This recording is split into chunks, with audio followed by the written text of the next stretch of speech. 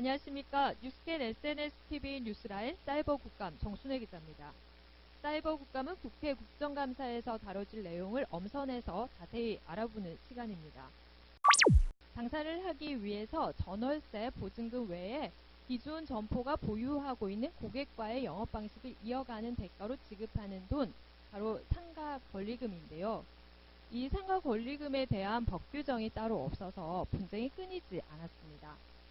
그런데 최근 정부에서 상가 권리금을 법제화하겠다고 발표했습니다. 그러나 이 방침이 미흡하다는 주장이 제기됐는데요. 정무위원회 소속 서울 동대문구을 새정치민주연합 임병두 국회의원 모셔서 자세한 이야기 들어봅니다. 오늘 상가 권리금과 관련한 이야기 들어보려고 모셨는데요. 정부가 이번에 발표한 상가 권리금 보호법은 민병두 의원님이 용산 참사 5주기였던 지난 1월 20일이었죠. 그 전후에서 발의한 상가 권리금 약탈 방지법과 유사하다는 주장인데요. 어떻습니까? 우리나라에서 그 자영업을 하시는 분들은 아마 한 200만 명이 넘을 겁니다. 그 중에 몫이 좋거나 혹은 영업을 잘 입었거나 이런 이런 점포에는 권리금이 존재하죠. 현시에서는 권리금이 존재하지만 법적으로는 보호를 갖다가 받을 수가 없습니다. 법에 그 개념이 없기 때문이죠. 그래서 이번에 제가 지난 1월 달에 용산 참사 5주년을 맞아서 권리금을 회수할 수 있는 기간을 갖다가 보장하자 하는 법률을 갖다 내세웠고, 그것이 때부터 이번에 기획재정부와 법무부 합동으로 그것을 약간 발전시킨 법안이 나왔습니다. 제 법안은 권리금을 법제화하려면 굉장히 많은 저항도 있고 반대도 있고 굉장히 어려운 지점이 있어갖고 저희는 건물주가 편취하는 경우에만 그것을 보호받을 수 있도록 법을 만들었습니다. 그러니까 중국집을 상인이 열심히 읽어갖고 크게 키웠어요. 근데 주인이 갑자기 임대를 갖다가 올려갖고 내보낸 경우, 그리고 그것을 본인이나 지인이 그것을 인수해서 권리금 없이 인수해서 영업을 하는 경우를 갖다가 저희는 제한하고 또 보호를 받을 수 있도록 한 법안을 만든 것이고요.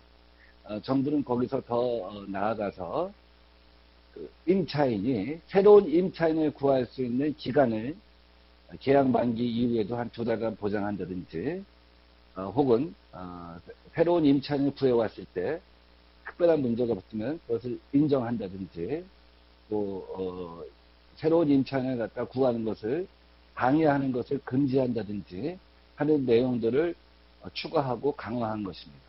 그렇군요. 그렇다면 의원님이 발의한 권리금 보호법과 비교해서 정부가 발표한 내용 중에 미흡하다고 판단되는 점은 어떤 것입니까? 제 법안에 비해서 정부 법안이 진일보한 측면이 있습니다.